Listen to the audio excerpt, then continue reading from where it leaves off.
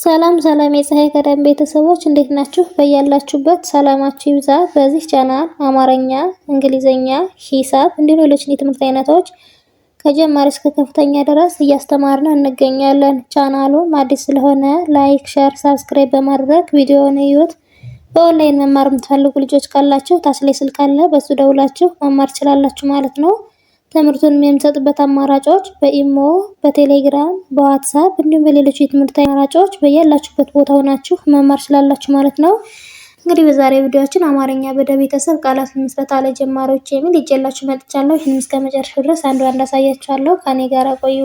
እንግዲህ እናንተ ይህን ቪዲዮ እስክሪብቶና ደብተር በመጠቀም ከቻላችሁ እየጻፋችሁ ካልቻላችሁ ደግሞ ቪዲዮውን እየመለሳችሁ በደንብ አድርጋችሁ እስከ መጨረሻው እዩት። ይህን ቪዲዮ እስከ መጨረሻው በደንብ ካያችሁት በደንብ ትቀይሩበታላችሁ ማለት ነው።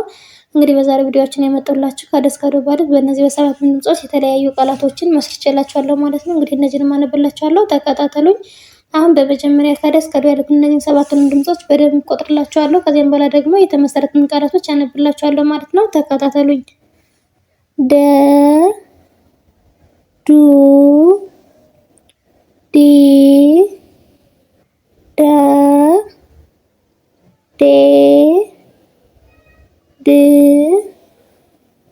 ዶ።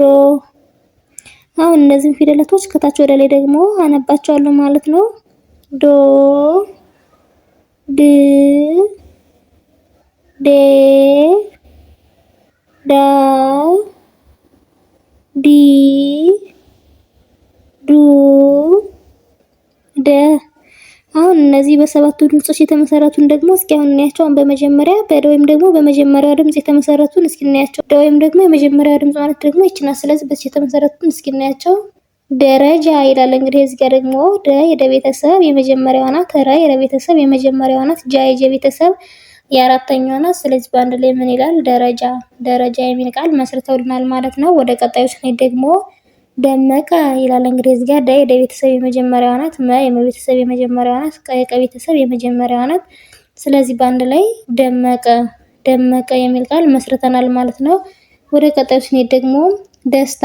ደ የደ ቤተሰብ የመጀመሪያዋ ናት። ስ የሰ ቤተሰብ የስድስተኛዋ ናት። ታ የተ ቤተሰብ የአራተኛዋ ናት። ስለዚህ በአንድ ላይ ደስታ የሚል ቃል መስርተውልናል ማለት ነው። እንግዲህ አሁን በደ ወይም ደግሞ በመጀመሪያዋ ድምጽ አይተናል ማለት ነው። ቀጣይ ደግሞ እስኪ ወደ ዱ እንሂድ። እንግዲህ በዱ ስንመሰርት ደግሞ ዱ ማለት እንግዲህ ይችኛዋ ናት። ስለዚህ እስኪ እንይ ዱባይ። እንግዲህ እዚህ ጋር ዱ የደ ቤተሰብ ሆና የሁለተኛዋ ናት። ባይ በቤተሰብ ሆና የአራተኛዋ ናት። የቤተሰብ ሆና ስለዚህ በአንድ ላይ ዱባይ የሚል ቃል መስርተናል ማለት ነው። ወደ ቀጣዩ ስንሄድ ደግሞ ዱባ። እንግዲህ ዱ የደ ቤተሰብ የሁለተኛዋ ናት። ባይ በቤተሰብ የአራተኛዋ ናት። ስለዚህ በአንድ ላይ ዱባ የሚል ቃል መስርተውልናል ማለት ነው። ወደ ቀጣዩ ስንሄድ ደግሞ ዱቄት። ዱቄት እንግዲህ ዱ የደ ቤተሰብ የሁለተኛዋ ናት። ቄ የቀ ቤተሰብ የአምስተኛዋ ናት። ስ የተ ቤተሰብ ሆና የስድስተኛዋ ናት። ስለዚህ በአንድ ላይ እነዚህን አንድ ላይ በማድረግ ዱቄት የሚል ቃል መስርተናል ማለት ነው። ስለዚህ እዚህ ጋር የምታያቸው ደግሞ በዱ ወይም ደግሞ በሁለተኛው ድምጽ የተመሰረቱት ቃላቶች ናቸው ማለት ነው። ወደ ቀጣዩ ስንሄድ ደግሞ ወደ ዲ እንሄዳለን። እንግዲህ ዲ ወይም ደግሞ ሶስተኛው ድምጽ ደግሞ ይችኛዋ ፊደል ናት ማለት ነው። ስለዚህ በዚህ የተመሰረቱን ደግሞ እስኪ እናያቸው። ዲናር ይላል። እንግዲህ እዚህ ጋር ደግሞ ዲ የደ ቤተሰብ የሁለተኛዋ ናት። ና የነ ቤተሰብ የአራተኛዋ ናት። ረ የረ ቤተሰብ የስድስተኛዋ ናት። ስለዚህ በአንድ ላይ ምን ይላል? ዲናር የሚል ቃል መስርተውልናል ማለት ነው። ወደ ቀጣዩ ስንሄድ ደግሞ ዲና።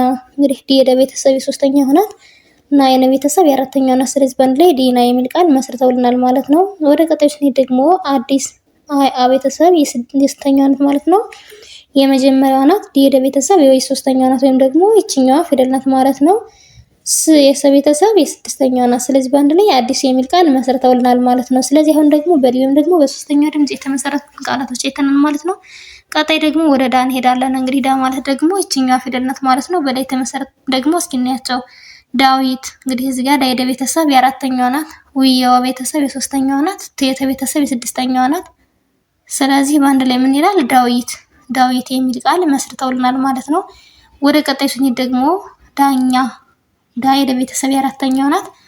ኛ የኘ ቤተሰብ የአራተኛዋ ናት። ስለዚህ በአንድ ላይ ዳኛ ይላል ማለት ነው። እዚህ ጋር እንግዲህ የምታያቸው ሁሎችም የአራተኛ ድምጾች ናቸው ማለት ነው። ወደ ቀጣዩ ስንሄድ ደግሞ ዳጣ ይላል። ዳ የደ ቤተሰብ ሆና የአራተኛዋ ናት። ጣ የጠ ቤተሰብ የአራተኛዋ ናት። እዚህ ጋር በተመሳሳይ ሁለቱም የአራተኛ ድምጽ ያላቸው ፊደላቶች ናቸው ማለት ነው። ስለዚህ በአንድ ላይ ዳጣ የሚል ቃል መስርተውልናል ማለት ነው። ወደ ቀጣዩ ስንሄድ ደግሞ ወደ ዴ ወይም ደግሞ ወደ አምስተኛዋ ድምጽ እንሄዳለን። እንግዲህ አምስተኛዋ ድምጽ ደግሞ ይችኛዋ ፊደል ናት ማለት ነው። ስለዚህ በዚህ የተመሰረቱን ደግሞ እስኪ እናያቸው። ዴስክ ይላል። እንግዲህ ዴ የቤተሰብ የስንተኛዋ ናት? የአምስተኛዋ ናት። ስ የሰ ቤተሰብ የስድስተኛዋ ናት። ክ የከቤተሰብ የስድስተኛዋ ናት።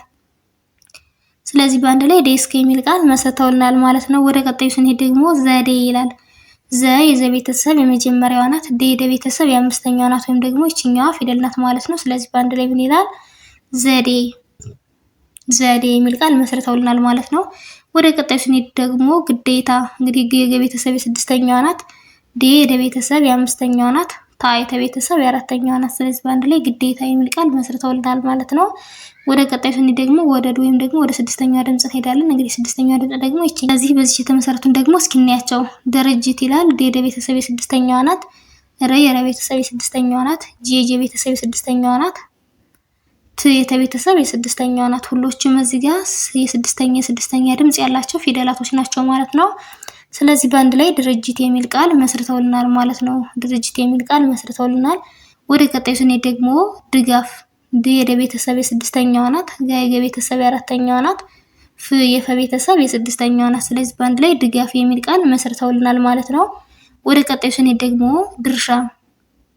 ድ የደ ቤተሰብ የስድስተኛዋ ናት። ረ የረ ቤተሰብ የስድስተኛዋ ናት። ሻ የሸ ቤተሰብ የአራተኛዋ ናት። ስለዚህ በአንድ ላይ ድርሻ የሚል ቃል መስርተውልናል ማለት ነው።